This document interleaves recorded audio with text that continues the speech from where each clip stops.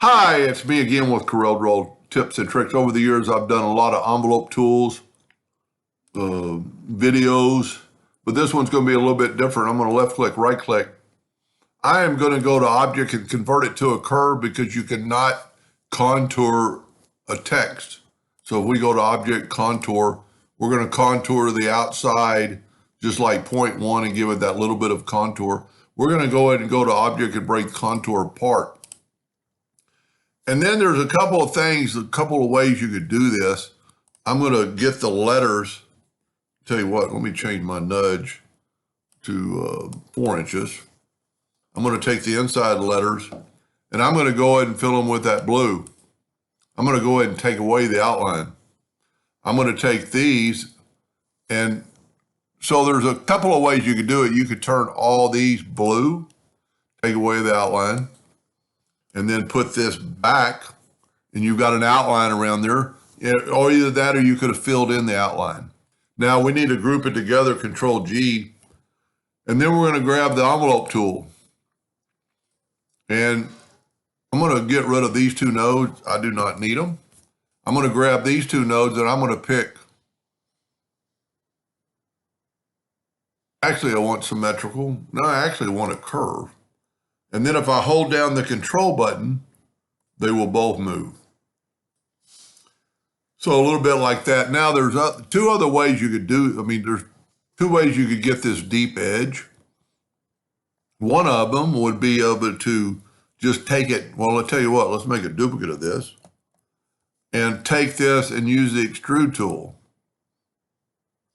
And just go and just extrude it just a little bit, go past that line, and you've kind of got it. That looks pretty much like that. Now, the only thing I did different than that one than I did in the other ones is it doesn't extrude that that part of the P and the part of the O. So what we're going to do, we're going to go ahead and do this. And this is the way you can kind of make it different. Now, the other way to do it, something looks a little fishy right there. I'm a little bit off left to right, I guess, with the extrude tool. Let me move it one way or the other. Yep, see, I got, well, what is that? Huh.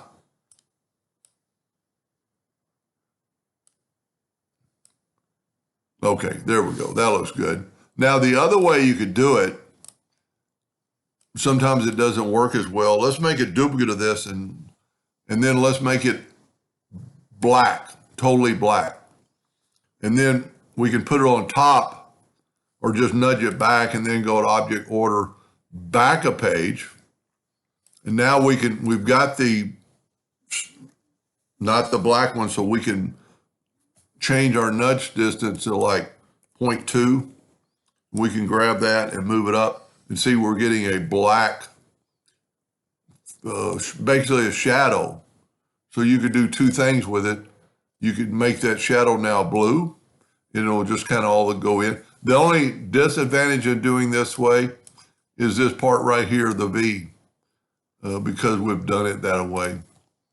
But it still looks pretty good. It looks like a shadow, and this way, what's so nice about it, you can take it back to black. You can make it red, and probably the blue looks the best to do it like that. There's probably a way, so the envelope tool doesn't allow that to happen, but this is a totally different look. So let's see if we can't fix that. Let's take the blue part and nudge it down. Whoop. I changed my nudge factor. Let's put it back on 2. Take our nudge factor and move it down, and let's left click, right click, and see we still have the outline. So we need to go to object and ungroup it and see if we can't grab just the outline and move it up. There we go. And then what we can do is take our shape tool and see, whenever you see that, you see the envelope form. So what we're going to do, go to object and break the curve apart. And then when we grab that little bitty item right there we can actually change that. What I didn't like, you could actually probably grab both those nodes and just go up, and you could have them touch. And then we're going to fill that in. I'm just going to do one side this time because that's going to be hidden. And then just take your Smart Fill tool, working a little backwards, but see now we don't have any break in that V. And also you've got your other places that you can fill in. And it just takes a little bit longer. So the extrude tool works pretty good, but a lot of times it's almost too much. Of course, it was because I probably extended it too far, but see the V is now pretty good. Anyway, I hope that helped just a little bit. Thank you for watching.